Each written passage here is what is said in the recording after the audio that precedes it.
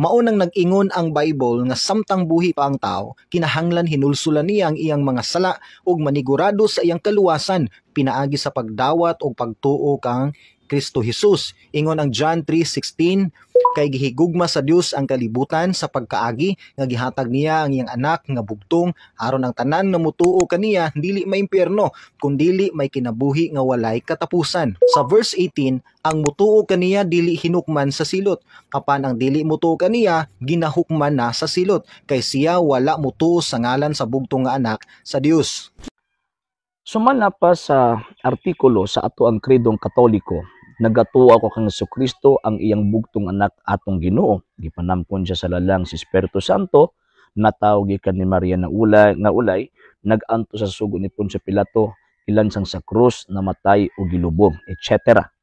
So buti pasabot kung maingon sila nga kinahanglan ang basis nato sa ato ang gitawag kaluwasan ug pagtuo, nakapasa ang Santa Iglesia Katolika Apostolika Romana ni ana. O gitudlo ka na sa simbahang Katolika almost 2,000 years ago na. Pero ang problema lang kay kanang maong pagtuo nato kang Kristo, pagtuo nato sa Ginoo dili sama sa pagtuo sa mga dili ingon nato og pagtuo. Ano man kay sila ang ilahang pagtuo, matumutuo lang sila, dawaton daw nila, pinaagi lang sa ilang bakba. Pinaagi lang sa ilahang pamulong, dili na mao. Ngano man kay ang pagtuo sa atong Ginoong Jesucristo inuban na sa gitawag og pagdawat. Buti pasabot naa siya'y action. Kay naa man siya gitawag og action, so kinahanglan na ay gitawag og mga object nga ato ang dawaton para paghatag og timaan og timailhan nga kining ato ang gituohang Kristo, ato ang nadawat na. In what way? Nga madawat ato si Kristo, ana lang mamulingkod ko, tawag anang muhimo ko sa pamulo nga gidawat na ko si Kristo kung personal nga manluluwas. Mao na ba na ang gisulti sa balang kasulatan? Dili oy.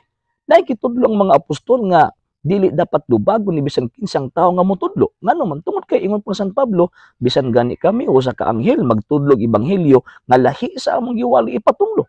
So, unsa man tong gitudlo sa simbahang Katolika, gitudlo sa gitawag mga apostol, sa unsang paagiha madawat ang atong Ginoong Jesucristo. So, mo nang naa ng mga sakramento. Galacia 3:27, bunyag, buhat kapitulo 2, versikulo 1 hangtod 5, ug kanang buhat kapitulo 8, may tungod sa konfirmasyon. San Juan, kapitulo 6:52, ug kanang San Mateo, kapitulo 20:26, Santa Eucharistia. So, kanang mga pito ka sakramento nakasulat na sa balaang kasulatan. So, mao nang paagiha nga madawat nato si Kristo tungod sa ato ang gitawag og pagtuo, madawat ato ang atong Ginoong Jesucristo, ni anang maong gitawag og mga butanga kasi Kristo mismo ang nagtukod ni anang maong butanga aron ang tawo makadawat og grasya.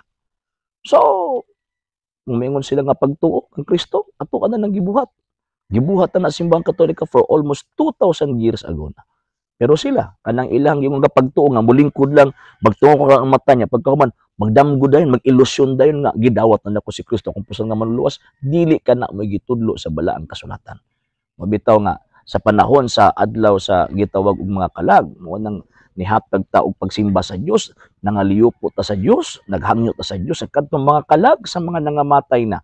Tagaan og tawag ining pasaylo sa mga damyo sa ilahang mga sala nga nahimo. Nga naman, ikanang mga kalaga, wala man ikigayon ng maimpyerno. Ang tanang kalaga na sa purgatorio, wala na ikahigayon ng maimpyerno. Naghulat na lang na sila para pasakog langit. Nga naman, kaya ang ilang gibayaran ni anang panahon na, mauman ang gitawag ilang damyo, samtang sila nakahimog sala, kunya wala nila mabayad ang damyo, samtang sila buhi pa. Diba ka nang ingon ni Kristo, San Mateo 5:26, ingon pa sa atong Ginoong Jesucristo, bilangguon ka dito hangtod kabayran mo ang imong salaod. After mabayran nimo imong salod, asa man ka paingon? Padulong naglangit. So ingon anang pagtuong Katolika dili kay pareha ng mga laing sekta nga ingon day nga nituon nako kang Kristo as a person nga manluwas, luwas nako gipangluasan ramo. Atong hinumduman kung ang kalagkalag paghinumdum sa mga nangamatay na atong kinabuhi usab sa yuta, mao ang chance nga gihatag sa Dios kanato sa paghinumdum kaniya sa dili pa kita mawala dinhi sa yuta. Nagkatawa ko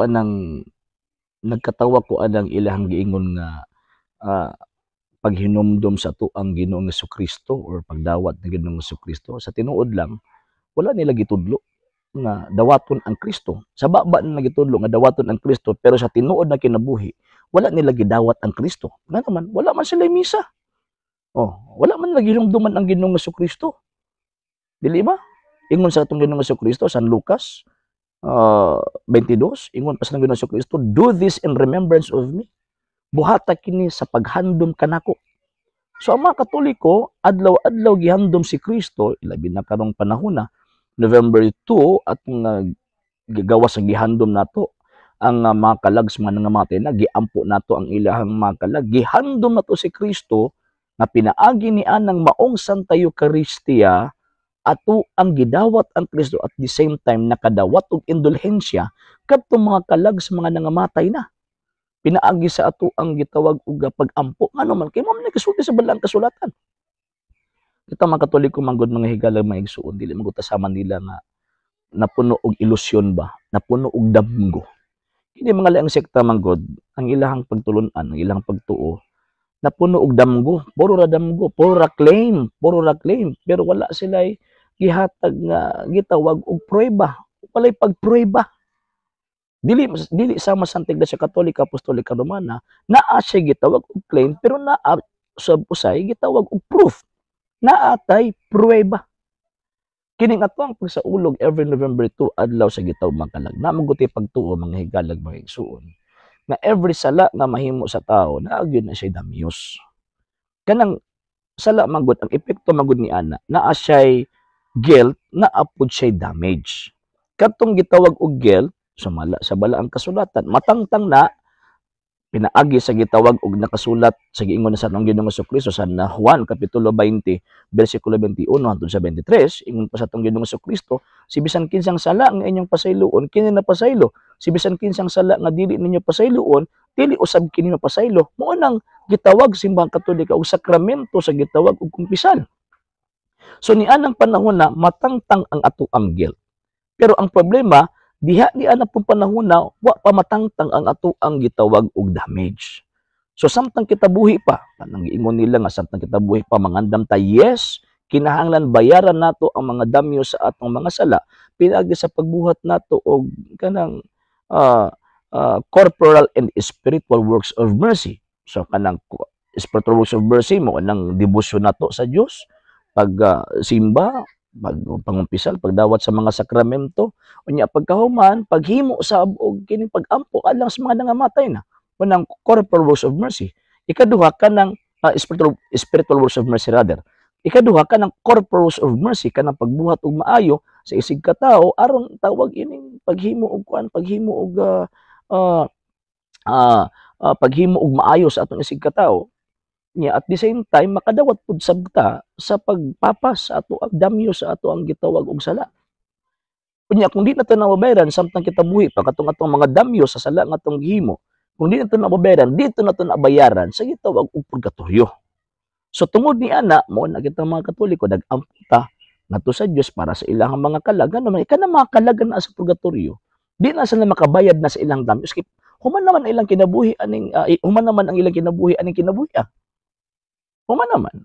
So, mo nang kinahanglan sila og pag-ampo. Unya, ang pinaka-main doctrine sa Santa Iglesia Katolika Apostolika Romana nganong naamian ang pag-ampo, naataan ang pag-ampo alang sa mga nangamatay, kanang ato ang giingon sa Credo.